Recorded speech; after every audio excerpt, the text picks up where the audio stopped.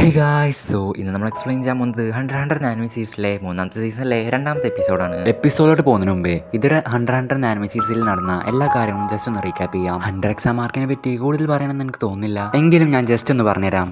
ആദ്യം തന്നെ തന്റെ അച്ഛൻ തന്നെ എന്തിനാണ് ഉപേക്ഷിച്ചതെന്ന് അറിയാൻ വേണ്ടി നമ്മുടെ ഗോൺ 100 ആവാൻ തീരുമാനിക്കുകയാണ്. അങ്ങനെ 100 ആവാൻ വേണ്ടി 100 എക്സാം എടുക്കാൻ പോയപ്പോൾ കിലുവ, ലിയോറിയോ, കുറാപ്പിക എന്ന ഈ 3 ഫ്രണ്ട്സ് അവന് ലഭിക്കുന്നു. ശേഷം കിലുവ ഒഴികെ ബാക്കി എല്ലാവരും 100 ആവുകയും ലിയോറിയോ ഡോക്ടർ ആവാൻ പോവുകയും കുറാപ്പിക തന്റെ എതിരാളികളായ ഫാനറ്റ് ട്രൂപ്പ് എന്ന ഗുണ്ടാസംഘത്തെ ഇല്ലാതാക്കാൻ വേണ്ടി സ്ട്രോങ്ങർ ആവാൻ പോവുകയും ഗോണും കിലുവയും ഹെവൻസ് അറയിലോട്ട് വരികയും ചെയ്യുന്നു. അവിടെ നിന്ന് വിങ് എന്ന് പറയുന്ന ഒരു മാസ്റ്ററെ ഇവർക്ക് ലഭിക്കുകയും അദ്ദേഹം ഇവർക്ക് എല്ലാവർക്കും നെൻ എന്ന ടെക്നിക്കിനെ കുറിച്ച് എല്ലാതും പഠിപ്പിച്ചു കൊടുക്കുന്നു. ഇപ്പൊ ഇവർ നിലവിൽ പഠിച്ച ടെക്നിക്സ് ഏതൊക്കെ നോക്കുകയാണെങ്കിൽ ആദ്യം തന്നെ റൺ, നമ്മുടെ ദേഷ്യമോ ഏതൊരു വികാരവും ഒരു ആയുധമായി പുറത്തേക്ക് വിടുന്നതിനാണ് റൺ എന്ന് പറയുന്നത്. അടുത്തതാണ് 10. ഈ ഒരു 10 എന്ന ടെക്നിക്കിനെ യൂസ് എന്ന് നോക്കുകയാണെങ്കിൽ ഞാനിപ്പോ നിങ്ങൾക്കെതിരെ റൺ എന്ന ടെക്നിക് യൂസ് ചെയ്യുന്നുണ്ടെന്ന് വിചാരിക്കുക. അപ്പൊ നിങ്ങൾക്ക് എന്തെന്നില്ലാത്തൊരു പേടി തോന്നുകയും നിങ്ങൾ പെട്ടെന്ന് എൻ്റെ അടുത്ത് നിന്ന് ഓടി രക്ഷപ്പെടാൻ ശ്രമിക്കും. പക്ഷെ നേരെ മറിച്ച് നിങ്ങൾ 10 എന്ന ടെക്നിക് പഠിച്ചിട്ടുണ്ടെങ്കിൽ നിങ്ങൾക്ക് ആ ഒരു പേടി ഉണ്ടാവുകയില്ല. ഇനി അടുത്തതാണ് സെറ്റ്സു. ഈ ഒരു ടെക്നിക് യൂസ് ചെയ്യുകയാണെങ്കിൽ ഒരാളെ പ്രസൻസ് ഹൈഡ് ചെയ്യാൻ സാധിക്കും. അതായത് ഒരാൾ നമ്മൾ അടുത്ത് നിൽക്കുന്നുണ്ട് എന്ന് വിചാരിക്കുക, പക്ഷെ നമുക്ക് അയാളെ സെൻസ് ചെയ്യാൻ സാധിക്കില്ല. സോ ഇനി അടുത്തതാണ് ഹട്സു. ഈ ഒരു ഹട്സു എന്ന് പറയുന്ന ടെക്നിക്ക് 6 കാറ്റഗറി ആയിട്ട് ഡിവൈഡ് ചെയ്തിട്ടുണ്ട്: എൻഹാൻസേഴ്സ്, കോഞ്ചറേഴ്സ്, എമിറ്റേഴ്സ്, മാനിപ്പുലേറ്റേഴ്സ്, സ്പെഷ്യലിസ്റ്റ്, ഇനി അവസാനമായി ട്രാൻസ്മ്യൂട്ടർ. അതിൽ നമ്മൾ ഗോണ ലഭിച്ചത് എൻഹാൻസർ എന്ന കാറ്റഗറിയാണ്. ഇനി കുറാപ്പിക്കും ലിയോറിയക്കും ഏത് കാറ്റഗറിയാണ് പോയതെന്ന് അറിയാൻ വേണ്ടി ഇനിയുള്ള എപ്പിസോഡുകൾ നമ്മൾ തുടർച്ചയായി കാണണം. അതിനുശേഷം ഇവർ പരസ്പരം വേർപിരിയുന്നതിന് മുമ്പ് 4 പേരും കൂടി സെപ്റ്റംബർ 1 യോഗ്നു സിറ്റിയിൽ വെച്ച് കണ്ടുമുട്ടാം എന്ന് തീരുമാനിക്കുന്നു. അങ്ങനെ ഗോണും കിലോയും ഹെവൻസറിൽ നിന്ന് ഹിസോഗയുടെ മുഖത്തോട് പഞ്ച് ചെയ്യണം എന്ന ആഗ്രഹം തീർത്തതിന് ശേഷം ഗോണും കിലോയും ഗോന്റെ വീട്ടിലോട്ട് പോവുകയും അവിടെ നിന്ന് ഗോന്റെ ആന്റി ആയിട്ടുള്ള ലേഡി മീട്ടോ ഗോണ് തന്റെ അച്ഛനെ ഏൽപ്പിച്ച ഒരു കാര്യം കൊടുക്കുകയും അതിൽ ഗ്രീഡ് ഐലൻഡ് എന്ന പേരുള്ള ഗെയിമിന്റെ മെമ്മറി കാർഡ് ഉണ്ടായിരുന്നു. ആ ഒരു ഗെയിമിനെ പറ്റി കൂടുതൽ വിവരങ്ങൾ അറിയാൻ വേണ്ടി കുറാപ്പികയും ലിയോറിയയും കണ്ടുമുട്ടാം എന്ന് തീരുമാനിച്ച ആ ഒരു സ്ഥലത്തോട്ട് ഇവർ പോവാൻ തീരുമാനിക്കുന്നു. അതാണ് യോഗ്നു സിറ്റി. സോ ഇതുവരെയാണ് നമ്മൾ 100 നാനോമി സീരീസിൽ കണ്ടത്. ഞാൻ ജസ്റ്റ് ഒന്ന് സ്പീഡായി പറഞ്ഞു പോയെന്നുള്ളൂ. അപ്പോൾ ഇനി കറണ്ട് എപ്പിസോഡിലോട്ട് പോകുന്നതിന് മുമ്പ് എല്ലാവരും ചാനൽ സബ്സ്ക്രൈബ് ചെയ്ത് കാണാൻ ശ്രമിക്കുക. നമ്മളിപ്പോൾ 900 സബ്സ്ക്രൈബേഴ്സ് ആയിട്ടുണ്ട്. ഇനി നിങ്ങൾ ഒന്ന് ശ്രമിക്കുകയാണെങ്കിൽ നമുക്ക് എത്രയും പെട്ടെന്ന് 1000 സബ്സ്ക്രൈബേഴ്സ് ആവാൻ സാധിക്കും. പിന്നെ ആ ലൈക്ക് കൂടി ഒന്ന് ചെയ്തേക്കുക. ഇന്നത്തെ ടാർഗറ്റ് എന്ന് പറയുന്നത് 125 ലൈക്കാണ്. സോ നമുക്ക് നേരെ 40ാമത്തെ എപ്പിസോഡിലോട്ട് പോകാം. എപ്പിസോഡിന്റെ സ്റ്റാർട്ടിങ് തന്നെ നമ്മൾ കാണുന്നത് ഇനി യോഗ്നു സിറ്റിയിൽ വെച്ച് നടക്കുന്ന ഒരു വലിയ ഓപ്ഷൻ നടക്കാനായി 1 മാസം കൂടി ബാക്കിയുള്ളൂ. അതിനു മുമ്പ് ഞങ്ങൾ പറയുന്ന സാധനങ്ങൾ ഇവിടെ എത്തിക്കുകയാണെങ്കിൽ നിങ്ങൾ ഈ ഒരു ജോലിക്ക് തിരഞ്ഞെടുക്കപ്പെടുന്നതായിരിക്കും എന്ന് കുറാപ്പിക ബോഡിഗാർഡായിട്ട് ജോലിക്കാരൻ നിൽക്കുന്ന ആ ഒരു വീട്ടിലെ ഒരാൾ പറയുന്നു. അതനുസരിച്ച് ഇവർ പുറത്തേക്ക് പോകാൻ നിൽക്കുന്ന സമയത്താണ് ആ റൂമിൽ നിന്ന് പുറത്തേക്ക് പോകാനുള്ള ഒരു ഡോറ് തുറക്കുന്നില്ല എന്നവർ തിരിച്ചറിയുന്നത്. അപ്പോഴാണ് ഇവരെ ആക്രമിക്കാൻ വേണ്ടി കുറെ പേർ കുറെ തോക്കുകളും വാളുകളും ഒക്കെ കയ്യിൽ കരുതി അങ്ങോട്ട് വരുന്നത്. അങ്ങനെ ഈ ഒരു കറുത്ത സ്യൂട്ടിട്ട ആൾക്കാരാണെങ്കിൽ നിർത്താതെ നമ്മളെ കുറാപ്പികയോടൊപ്പം അങ്ങോട്ട് ജോലി അന്വേഷിച്ച് വന്ന എല്ലാവരെയും ആക്രമിക്കുന്നു. കുറാപ്പികയുടെ ഒപ്പം വന്ന മറ്റേ ആൾക്കാരാണെങ്കിൽ എങ്ങനെയൊക്കെ അതിൽ നിന്ന് രക്ഷപ്പെടുന്നുണ്ടെങ്കിലും അവർ വീണ്ടും നിർത്താതെ ആക്രമിച്ചുകൊണ്ടേയിരിക്കുകയാണ്. ഇതേ സമയം നമ്മളെ കുറാപ്പികയെ നോക്കുകയാണെങ്കിൽ അവനാണെങ്കിൽ തന്റെ ചങ്ങല യൂസ് ചെയ്ത് എല്ലാ ബുള്ളറ്റ്സിനെയും തകർക്കുന്നു.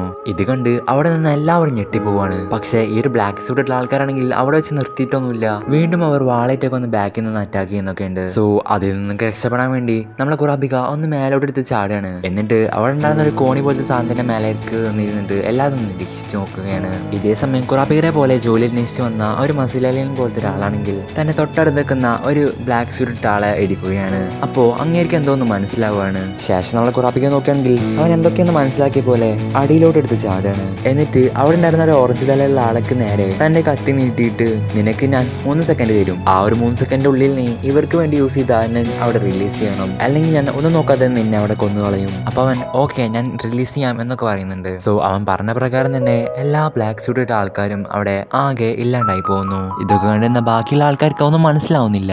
പക്ഷേ നമ്മുടെ മീശയുള്ള മസിലെല്ലാം പറയാണ് ഞാൻ അവന്റെ മുഖത്തോട്ട് പഞ്ച് ചെയ്ത സമയത്ത് തന്നെ എനിക്ക് മനസ്സിലായി അവർ നെൻ യൂസ് ചെയ്ത് ഉണ്ടാക്കിയതാണെന്ന്. പക്ഷെ അത് നിന്റെ നെന്നാണെന്ന് എനിക്ക് അറിയണ്ടായിരുന്നില്ല. അപ്പോൾ ഒരു ഓറഞ്ച് തലൻ കുറാപ്പിനടുത്ത് ചോദിക്കുകയാണ് നിനക്ക് എങ്ങനെയാണ് ഇവരെല്ലാം എന്റെ നെൻ യൂസ് ചെയ്ത് ഉണ്ടാക്കിയതാണെന്ന് മനസ്സിലായത്? നീയാണത് എന്ന് മറക്കാനായി നീ എപ്പോഴും നിന്റെ തൊട്ടടുത്തുള്ള ആൾക്കാരെ നിൽക്കാൻ നീ ശ്രദ്ധിക്കുമായിരുന്നു. പിന്നെ ഞാൻ മേലെ നിന്ന് നോക്കിയ സമയത്ത് എനിക്ക് മനസ്സിലായി നിന്നെ മാത്രമേ അവർ അറ്റാക്ക് ചെയ്യാത്തുള്ളൂ. കൂടാതെ നീ അവർക്ക് നിന്റെ തൊട്ടടുത്തേക്ക് എനിമിയെ അറ്റാക്ക് ചെയ്യാ എന്നൊരു കമന്റ് കൂടി ഞാൻ എനിക്ക് കൊടുത്തിട്ടുണ്ട്. പക്ഷേ എന്തൊക്കെ പറഞ്ഞാലും ഒരു ഹൈലി സ്കിൽഡ് ആയിട്ടുള്ള നെൻ യൂസറിന് മാത്രമേ ഒരു മനുഷ്യന്റെ രൂപമുള്ള ഓറയെ കൺട്രോൾ ചെയ്യാൻ സാധിക്കുള്ളൂ. പിന്നെ ഇതൊരു ഓറയെ കൺട്രോൾ ചെയ്യുന്ന ടെക്നിക്ക് ആയതിനാൽ ഇതൊരു മാനിപ്പുലേറ്റർ കാറ്റഗറിയാണ്. അപ്പൊ മാനിപ്പുലേറ്റേഴ്സ് എന്ന കാറ്റഗറിയിൽപ്പെട്ട ആൾക്കാർക്ക് എല്ലാവർക്കും കുറച്ച് അടുത്ത് നിന്ന് തന്റെ സാധനങ്ങളെ കൺട്രോൾ ചെയ്യാൻ സാധിക്കുള്ളൂ. അതിനർത്ഥം നീ ഒരു റൂമിൽ തന്നെ ഉണ്ടായിരുന്നു എന്നതാണ്. സോ ഇങ്ങനെയാണ് എനിക്ക് നീയാണ് കൺട്രോൾ ചെയ്യുന്നത് എന്ന് മനസ്സിലായത്. ഇതേ സമയം നമ്മൾ ഓറഞ്ച് തലയും പറയാണ് എൻ്റെ പേര് ഷമോണോ ടോസിനോ. എനിക്കതങ്ങനെ കൃത്യമായിട്ട് പ്രൊണൗൺസ് ചെയ്യേണ്ടതെന്ന് അറിയില്ല. എനിവേ നമുക്ക് ഓറഞ്ച് തല എന്ന് വിളിക്കാം. അപ്പൊ നമ്മൾ ഓറഞ്ച് തലം പറയാണ് ഞാനൊരു ഹണ്ടറാണ്. ഞാൻ ഇവിടുത്തെ ബോസിന് വേണ്ടിയാണ് വർക്ക് ചെയ്യുന്നത്. ഞാൻ നിങ്ങളെ കാട്ടി മുന്നേ വന്ന കാരണം ഞാൻ നിങ്ങളെ സീനിയർ ആണെന്ന് നിങ്ങൾക്ക് വേണമെങ്കിൽ പറയാം. ഇപ്പം എനിക്കെല്ലാം മനസ്സിലായില്ലേ, ഞാൻ കത്തിയൊന്ന് മാറ്റിക്കൂടെ. അങ്ങനെ നമ്മളെ കുറാപ്പിക്കും കൂടെ ഉണ്ടായിരുന്ന വർക്കേഴ്സിനും എല്ലാം മനസ്സിലാവുകയും അവനെ വിട്ടയക്കുകയും ചെയ്യുന്നു. എന്നിട്ട് അവൻ പറയാണ് നിങ്ങൾക്ക് എന്നോട് ദേഷ്യം ഉണ്ടാവില്ല എന്ന് വിചാരിക്കുന്നു. ഞാൻ ജസ്റ്റ് ബോസ് പറഞ്ഞ അനുസരിച്ചെന്ന് മാത്രമേ ഉള്ളൂ. ഇനിയിപ്പോൾ എന്തായാലും നിങ്ങൾക്ക് 4 ആൾക്കാർക്കും കൂടി ഈ ഒരു മാച്ചിന്റെ പുറത്തോട്ട് എന്തായാലും പോകാൻ സാധിക്കും. 4 നമ്മളിപ്പോ 5 ആൾക്കാരില്ലേ, അതിനർത്ഥം ഇനിയും ഒരാളും കൂടി ഉണ്ടെന്നാണോ? ഇത് നമ്മൾ കുറാപ്പിക പറയാണ് എനിക്ക് അപ്പോഴേ തോന്നിയതാ, നമ്മൾ ചിന്തിച്ച് വട്ടാകുന്നതിന് മുമ്പ് ഞാൻ തന്നെ ഇത് ഡീൽ ചെയ്തോളാം എന്നും പറഞ്ഞ് അവന്റെ ചങ്ങലയുടെ മേലെ ഒരു ബോൾ പോലത്തെ എന്തോ സാധനം കെട്ടിയിട്ടിട്ട് അത് അവിടെ വന്ന എല്ലാവർക്കും നേരെ നീട്ടുകയാണ്. അപ്പൊ നമ്മളെ മീശയുള്ള ആളെ നേരെ നീട്ടിയപ്പോൾ പ്രത്യേകിച്ചൊന്നും സംഭവിച്ചില്ല. പിന്നെ ഹൃദയമെടുപ്പ് നോക്കാറിയുന്ന 6 ലേഡിയോ അല്ല, പിന്നെ ആൾക്കാരെ കിസ് ചെയ്ത് അടിമാക്കാൻ പറ്റുന്ന 6 ലേഡിയോ അല്ല, ഇനി അവസാനമായി ആകെ ഒരാളും കൂടി ഉള്ളൂ. അയാൾക്ക് നേരെ ചങ്ങല നീട്ടിയപ്പോൾ അവിടെ ആ ചങ്ങല ആടാൻ തുടങ്ങി. ഇത് കണ്ട് അവിടെ നിന്ന് എല്ലാവരും ഞെട്ടുകയാണ്. എന്നിട്ട് അവൻ തന്നെയാണ് അടുത്ത സീനിയർ എന്ന് തീരുമാനിക്കുന്നു. പക്ഷെ അവനാണെങ്കിൽ അത് സമ്മതിച്ചിരുന്നില്ല. നിന്റെ ചങ്ങല അങ്ങോട്ടും ഇങ്ങോട്ടും ആടി കളിച്ച് കഴിഞ്ഞാൽ ഞാൻ എന്ത് ചെയ്യാനാ? അതൊന്നും ഒരു കൃത്യമായ തെളിവല്ല. അപ്പോൾ അവിടെ ഉണ്ടായിരുന്ന ഒരു കഷന്റെ ലേഡി പറയാണ് അവൻ നിന്റെ നേരെ ചങ്ങല നീട്ടിയപ്പോൾ നിന്റെ ഹൃദയമെടുപ്പ് നല്ല സ്പീഡിലാണ് ഇൻക്രീസ് ആയത്. പക്ഷേ നീ നിഷ്കളങ്കനാണെങ്കിൽ നിന്റെ ഹൃദയമെടുപ്പ് പതുക്കെ ആയിരിക്കും ഇൻക്രീസ് ആവുക. പക്ഷേ ഇതൊക്കെ കേട്ടിട്ടും അവനാണെങ്കിൽ തീരെ സമ്മതിക്കുന്നില്ല. അവൻ ഉറച്ചു പറയാണ് ഞാനല്ല സീനിയർ എന്ന്. അപ്പൊ നമ്മളെ മീശയുള്ള മസിലളിയും പറയാണ് എനിക്കെന്തായാലും കാര്യങ്ങളൊക്കെ മനസ്സിലായിട്ടുണ്ട്, എനിക്കെന്തായാലും വേറെ ചോയ്സ് ഇല്ല, ഈ ഒരു കാര്യം ഞാൻ തന്നെ തീരുമാനിച്ചോളാം എന്നും പറഞ്ഞ് ഒരു പേപ്പറിൽ എന്തൊക്കെ എഴുതുകയാണ്. ഞാൻ പഞ്ച് ചെയ്യുന്ന സമയത്ത് എന്തൊക്കെ എന്റെ മേലെ സ്പർശിക്കുന്നോ അതെല്ലാം ഉരുകിപ്പോവും എന്നായിരുന്നു ആ ഒരു പേപ്പറിൽ എഴുതിയിട്ടുണ്ടായിരുന്നത്. ശേഷം നമ്മളെ മസിലളിയൻ അവിടെ ഉണ്ടായിരുന്ന ഒരു കസാരയുടെ മേലേക്ക് ഇടിച്ചപ്പോൾ ആ ഒരു കസാര കംപ്ലീറ്റ് ആയിട്ട് കരിഞ്ഞു പോവുകയാണ്. ശേഷം മസിലളിയനാണെങ്കിൽ വീണ്ടും തന്നെ ബുക്കിൽ എഴുതുകയാണ് ഞാൻ ചോദിച്ച ക്വസ്റ്റ്യന് ശരിയായ ഉത്തരം നൽകാത്തവരെല്ലാവരും കരിഞ്ഞു പോകും. മറ്റൊരു വാക്കിൽ പറയുകയാണെങ്കിൽ നുണയന്മാർ നരകത്തിൽ ഒരുകിപ്പോവും. സോ ആദ്യം തന്നെ നമ്മളെ മസിലയിലാണെങ്കിൽ കുറാപ്പിയുടെ അടുത്താണ് ചോദിക്കുന്നത്. അപ്പൊ കുറാപ്പിക സ്വാഭാവികമായിട്ടും എല്ലാം എന്ന് പറയുന്നു. അടുത്തതായി കഷന്റെ ലേഡി അടുത്താണ് ചോദിക്കുന്നത്. നമ്മളെ ലേഡിയും പറയുന്നു എല്ലാം എന്നാണ്. കിസ് ചെയ്തയാൾ അടിമയാക്കാൻ പറ്റുന്ന 6 ലേഡിയും അത് തന്നെയാണ് പറയുന്നത്. അപ്പോഴൊന്നും സമ്മതിക്കുന്നുണ്ടായിരുന്നില്ല. പിന്നീട് ഓറഞ്ച് തലേനോട് ചോദിച്ചപ്പോൾ അതെ ഞാൻ ആണ് എന്നുമാണ് ഉത്തരം പറയുന്നത്. സോ ഇനി അവസാന ചോദ്യം നമ്മുടെ ഡോഗ് ട്രെയിനറിന്റെ അടുത്താണ്. അവന്റെ അടുത്ത് ചോദിച്ചപ്പോൾ തന്നെ അവനാകെ പരിഭ്രാന്തനായി അവസാനം കുറ്റം സമ്മതിക്കുന്നു. ശേഷം അവനാണെങ്കിൽ ഒരു കസാരയിൽ പോയിരുന്നിട്ട് നിങ്ങളെല്ലാവരും നല്ല ഇംപ്രസീവ് ആയിട്ടാണ് ഇതൊക്കെ ചെയ്യുന്നത്. എന്റെ പേര് സ്ക്വാല എന്നാണ്. എനിക്ക് ഒഫീഷ്യലായിട്ട് ഒരു ഹണ്ടർ ലൈസൻസ് ഇല്ല, പക്ഷെ ഞാനൊരു മാനിപ്പുലേറ്റർ കാറ്റഗറിയിൽപ്പെട്ട ഒരു ഹണ്ടറാണ്. ഞാനിപ്പോ ഇത്ര പറഞ്ഞെന്ന് വെച്ചിട്ടൊന്നും നിങ്ങൾക്ക് ഈ ഒരു മാച്ചിന്റെ പുറത്തോട്ട് ജീവനോടെ പോകാൻ സാധിക്കില്ല. അപ്പോഴാണ് ആൾ ചോദിക്കുന്നത് നീ ആർക്കാണ് ഇനി ഓർഡർ കൊടുത്തിരിക്കുന്നത്, പിന്നെ ആ കൊടുത്ത ഓർഡർ എന്താണ്? അപ്പൊ സ്ക്വാല പറയാണ് നിങ്ങൾ എന്നെ ടോർച്ചർ ചെയ്താൽ പോലും ഞാൻ പറയില്ല. അപ്പോഴാണ് പെട്ടെന്ന് നമ്മളെ ലേഡി കയറിയിട്ട് ഈ ഒരു സ്കോളയെ കിസ് ചെയ്യുന്നത്. സോ ഈ ഒരു ലേഡി കിസ് ചെയ്ത ആൾക്കാരെല്ലാവരും ഈ ഒരു ലേഡിയുടെ അടിമയായി മാറും.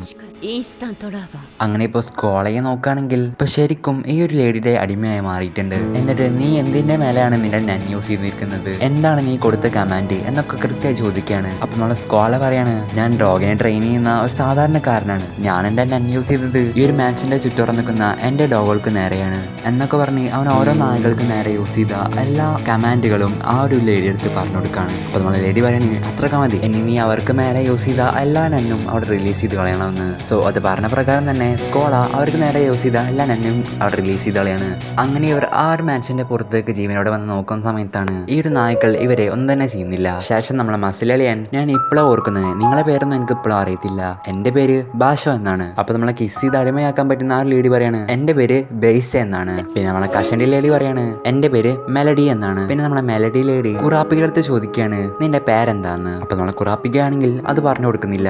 നമ്മൾ ഇനിയും ഒപ്പം മറിക്കും എന്നതിൽ ഒരു തെളിവുമില്ല, അത് കാരണം തന്നെ ഞാൻ എന്റെ പേര് പറയാൻ ആഗ്രഹിക്കുന്നില്ല. അപ്പോ ബാഷോ പറയാണ് അതും ശരിയാണ്, നമ്മുടെ ഫസ്റ്റ് മിഷൻ ഇപ്പോൾ കഴിഞ്ഞിട്ടേ ഉള്ളൂ, പക്ഷേ ശരിക്കുള്ള ഗെയിം ഇപ്പോൾ തുടങ്ങിയിട്ടേ ഉള്ളൂ. ശേഷം നമ്മൾ കിലുവയുടെ ബ്രദറായിട്ടുള്ള മിൽക്കിയാണ് കാണുന്നത്. അവനാണെങ്കിൽ ഞാൻ പറഞ്ഞുകൊണ്ടിരിക്കുകയാണ് കിലു അയച്ചെന്ന മെമ്മറി കാർഡ് ശരിക്കുള്ളതാണെന്ന് തോന്നുന്നു, ഞാൻ എന്തായാലും ഇനി അവൻ ആവശ്യപ്പെട്ട പ്രകാരം അവൻ എന്തായാലും ഇനി ആ ഒരു URL അയച്ചു കൊടുക്കാം എന്നൊക്കെ പറഞ്ഞ് അവിടെ ഉണ്ടായിരുന്ന ഒരു പരുന്തിന്റെ മേലെ ഒരു പേപ്പർ ചുരുട്ടി ആ ഒരു പരുന്തിനെ കിലുവയുടെ നേരക്ക് പറത്തി വിടുന്നു.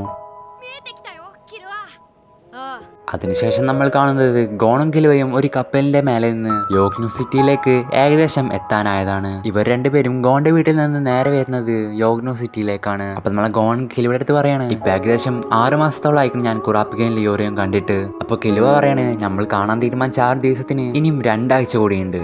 കൂടാതെ 6 മാസം മുന്നേ ഞാൻ ഒരിക്കലും വിചാരിച്ചിട്ടുണ്ടായിരുന്നില്ല ഞാൻ ഈ ഒരു കാരണത്തിലായിരിക്കും യോഗ്യൂ സിറ്റിയിലേക്ക് വരുന്നത് എന്ന്. എന്നിട്ട് ഗോൺ പറയാണ് നമ്മൾക്ക് ഗ്രീഡ് ഐലൻഡ് എന്ന ഗെയിമിനെ പറ്റി എന്തൊക്കെ ഇൻഫർമേഷൻ കളക്ട് ചെയ്യാൻ പറ്റുമോ അതൊക്കെ കളക്ട് ചെയ്യണം നമ്മൾ. കൂടാതെ എൻ്റെ അച്ഛനെ പറ്റി എന്തെങ്കിലും വിവരം ഉണ്ടെങ്കിൽ അതും നമ്മൾ ആലോചിച്ച് വെക്കണം.